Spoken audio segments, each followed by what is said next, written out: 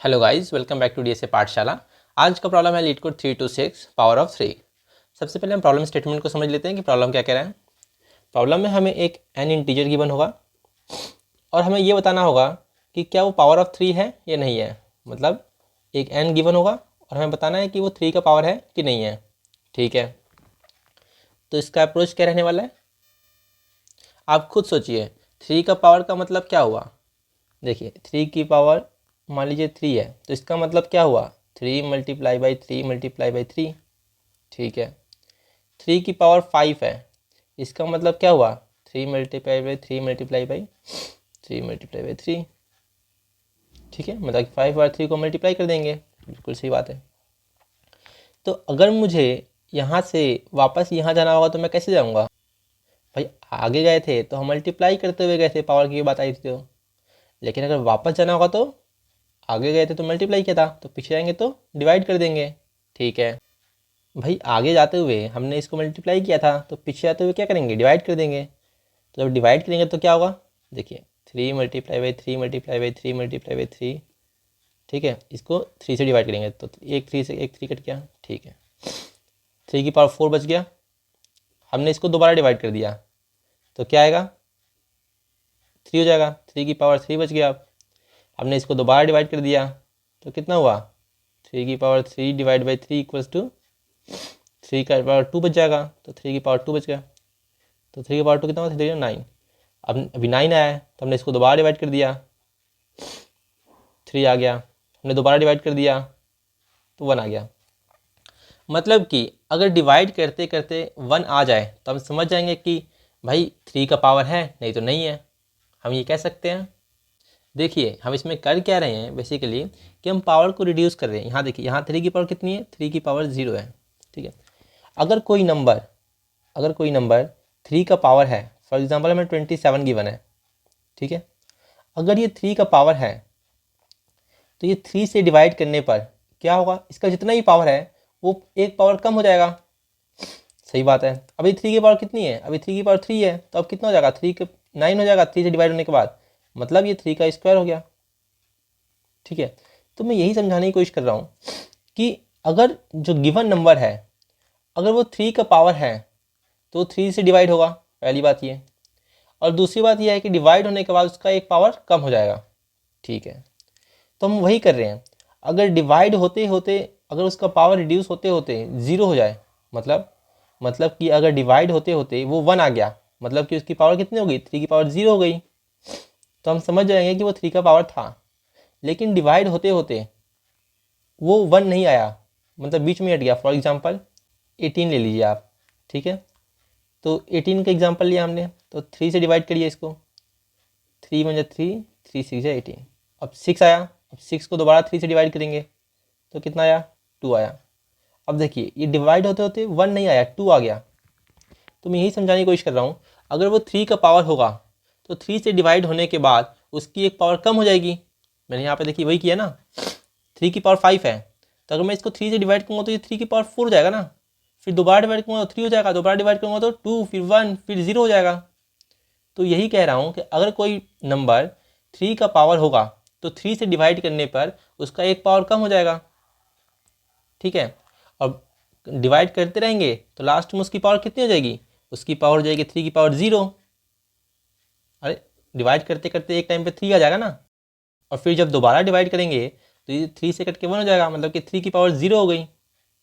ठीक है, तो यही बोल रहा हूँ, अगर डिवाइड करते करते 1 आ जाए तो हम समझ जाएंगे कि पावर ऑफ 3 है, नहीं तो नहीं है। सो ये हमारा अप्रोच 1 था। अप्रोच 2 में हम क्या करने वाले हैं, हम 3 की मैक्सिमम पावर निकाल लेंगे। मतलब ये कि 32 बिट इंटीजर के अंदर, ठीक है, 3 की मैक्सिमम पावर कितनी होगी वो हम फाइंड कर लेंगे। ठीक है, और उससे हम मॉडुलो कर देंगे n का, तो हमें पता चल जाएगा कि वो 3 का पावर है कि नहीं है। देखिए सपोज़ कीजिए कि 3 की पावर, सपोज़ कीजिए कि हम मैक्सिमम 3 की पावर 5 तक ले सकते हैं। ठीक है, तो हमने क्या किया, सबसे बड़ी पावर निकाल ली। सपोज़ कीजिए कि जो हमारा सबसे बड़ा पावर है वो 3 की पावर 5 है। सबसे बड़ा पावर यही पॉसिबल है, बस लेट कीजिए आप। ठीक है, तो 3 की पावर 5 कितनी हुई, 3 × 3 × 3 × 3 × 3 यही हुआ। 3 3 जा 9, 9 18 27, 27 इंटू 3 81, 81 इंटू 3 243, ठीक है। तो 243 हुआ, 3 की पावर 5 इक्वल्स टू 243 आ गया। तो ये 3 की मैक्सिमम पावर हो गई। लेट करना है कि 3 की मैक्सिमम पावर यही पॉसिबल है, ठीक है। तो अब हम क्या करेंगे कि इसे छोटे वाले के लिए चेक करेंगे, क्या जो 9 है वो 3 की पावर है कि नहीं है। हमें नहीं पता कि 9 3 की पावर है, हमें चेक करना है कि 9 जो है वो 3 की पावर है कि नहीं है। तो मैं ये कह रहा हूँ कि 243 से इसको मॉड्यूलो कर दो, मतलब कि डिवाइड कर दो, और रिमाइंडर अगर 0 आ गया तो 3 की पावर है, नहीं तो नहीं है। तो मैं ऐसा क्यों कह रहा हूँ, मैं इसलिए ऐसा कह रहा हूँ क्योंकि देखिए जो ये 243 आया है वो 3 को मल्टीप्लाई करके ही तो आया है, ठीक है। तो जो 9 है अगर वो 3 का पावर होगा तो इसी में से एक पार्ट होगा इसका। 3 3 जा 9, सॉरी यहाँ पे नहीं होगा, यहाँ पे अगर ये 9 3 का पावर होगा, गिवन नंबर अगर 3 का पावर होगा तो इसी में से एक पार्ट होगा इसका। मैक्सिमम तो ये रहा 243, लेकिन जो 9 है वो इसी का एक पार्ट होगा, सही बात है। तो इसको अगर हम इससे डिवाइड करेंगे, ये कितना है 9 है, तो क्या आएगा 3 की पावर 3 हो जाएगी भाई, 2 3 है तो यहाँ पे 2 3 कम हो जाएगा। तो 3 की पावर 5 थी तो 3 की पावर 3 हो जाएगी, यही होगा ना। लेकिन ओवरऑल तो कट जाएगा ना, तो कहने का मतलब रिमाइंडर तो 0 आ जाएगा। इसलिए मैं ये कर रहा हूँ कि 32 बिट इंटीजर के अंदर मैक्सिमम जो 3 का पावर है ना वो मैं अपना स्टोर करवा लूँगा एक वेरिएबल में, और उसको 3 से मॉड्यूलो कर दूंगा। मतलब कि 3 से नहीं मॉड्यूलो करूँगा मैं, जो भी गिवन नंबर होगा उससे मॉड्यूलो कर दूंगा। सपोज कीजिए हमें n गिवन है तो मैं उससे मॉड्यूलो कर दूंगा। अगर इक्वल टू 0 आ गया तो मैं समझ जाऊँगा कि हमारा जो n है वो 3 का पावर है, नहीं तो नहीं है, ठीक है। इसका कोड बहुत सिंपल है, जो मैंने आपको अप्रोच में बताया वही हम कोड में करने वाले हैं। देखिए मतलब कि ट्रू टर्न कर दो, n equals to 1 1 equals to क्या है 3 की पावर 0 ही तो है, ठीक है। n अगर लेस देन 1 हो, अगर मॉड्यूलो 2 हो, मॉड्यूलो 2 इक्वल टू 0 मतलब कि हमारा n अगर इवन हो, n modulo 3 is not equal to 0 मतलब अगर वो 3 से डिवाइड ही नहीं हो रहा मतलब कि वो 3 का पावर नहीं है, इसलिए मैंने लिखा है n modulo 3 is not equal to 0। या फिर n modulo 2 is equals to 0 मतलब कि इवन हो ये, ठीक है, नॉट डिविजिबल बाई 3, ठीक है।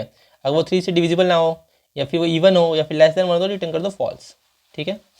नहीं तो हम उसकी एक पावर, अगर वो 3 का पावर होगा तो अगर हम 3 से डिवाइड करेंगे तो उसका एक पावर कम हो जाएगा, तो इसलिए मैंने क्या कर दिया यहाँ पे n डिवाइड बाई 3, ठीक है। हमने बार बार n डिवाइड बाई 3 करते गए, एक टाइम आएगा अगर वो 3 का पावर होगा तो वो 3 की पावर 0 बन जाएगा, सो 1 दे देगा, तो 1 देगा तो हम ट्रू रिटर्न कर देंगे, ठीक है, हो गया। अब सेकेंड ये था हमारा फर्स्ट अप्रोच, ठीक है। अब देखते हैं सेकेंड अप्रोच में मैंने वही किया। देखिए n हमारा ग्रेटर देन 0 होना चाहिए, और हमने 32 बिट इंटीजर के अंदर 3 की मैक्सिमम पावर है, अगर इसको मॉड्यूलो n करने पे 0 आ जाए तो ही ट्रू देना, नहीं तो फॉल्स रिटर्न कर देगा। अब हम इसकी टाइम कॉम्प्लेक्सिटी और स्पेस कॉम्प्लेक्सिटी की बात कर लेते हैं। देखिए हर रिकर्सिव कॉल में हम क्या कर रहे हैं, n को n/3 कर देते हैं, क्या ना। तो कॉल्स का जो नंबर होगा वो कितना होगा, log 3 ऑफ n होगा, ठीक है। क्यों हो रहा है ऐसा, क्योंकि हम हर स्टेप में 3 से डिवाइड करते हैं, ठीक है। इसीलिए जो इसकी टाइम कॉम्प्लेक्सिटी होगी वो कितनी होगी, log 3 of n, big of log 3 of n, ठीक है। और जो इसकी स्पेस कॉम्प्लेक्सिटी होगी वो सोचिए कितनी होगी, जो इसकी स्पेस कॉम्प्लेक्सिटी होगी वो कितनी होगी, हम यहाँ रिकर्जन कर रहे हैं, ठीक है, यहाँ पे हम फंक्शन को कॉल कर रहे हैं, तो जो हर कॉल है वो कहाँ पे स्टोर होगा, कॉल स्टैक में स्टोर होगा, ठीक है। तो जो डेप्थ ऑफ रिकर्जन है वो क्या होगा, equals to number of calls, और नंबर ऑफ कॉल्स कितनी है, बिग ऑफ log 3n, ठीक है। सो हमारी स्पेस कॉम्प्लेक्सिटी भी कितनी होगी, बिग ऑफ log 3n। जो नंबर ऑफ कॉल्स है वो कितनी है, log 3n, ठीक है। तो जो हमारी स्पेस कॉम्प्लेक्सिटी होगी कितनी होगी, बिग ऑफ log 3n, ठीक है। अब हम देखते हैं कि इसकी टाइम कॉम्प्लेक्सिटी कितनी होगी और स्पेस कॉम्प्लेक्सिटी कितनी होगी। जो यहाँ पे हम कोई एरे यूज़ कर रहे हैं, कोई कुछ यूज़ कर रहे हैं, नहीं कर रहे हैं हम, तो यहाँ पे जो स्पेस कॉम्प्लेक्सिटी होगी वो बिग ऑफ 1 होगी, टाइम कॉम्प्लेक्सिटी कितनी होगी, बिग ऑफ 1 होगी, ठीक है। देखिए ध्यान से देखिए, यहाँ पे हम क्या कर रहे हैं, मॉड्यूलो कर रहे हैं, कंपैरिजन कर रहे हैं, और जो मॉड्यूलो हो गया, कंपैरिजन हो गया, सब इनकी टाइम कॉम्प्लेक्सिटी कितनी होती है, बिग ऑफ 1 होती है। सो इसकी जो ये पूरा कोड है इसकी टाइम कॉम्प्लेक्सिटी बिग ऑफ 1 होगी, स्पेस कॉम्प्लेक्सिटी भी बिग ऑफ 1 होगी। क्यों? क्योंकि हम यहाँ पे कोई एक्स्ट्रा डेटा स्ट्रक्चर यूज़ नहीं कर रहे हैं। ठीक है, तो ये था हमारा सॉल्यूशन। मिलते हैं नेक्स्ट वीडियो में एक नए प्रॉब्लम के साथ।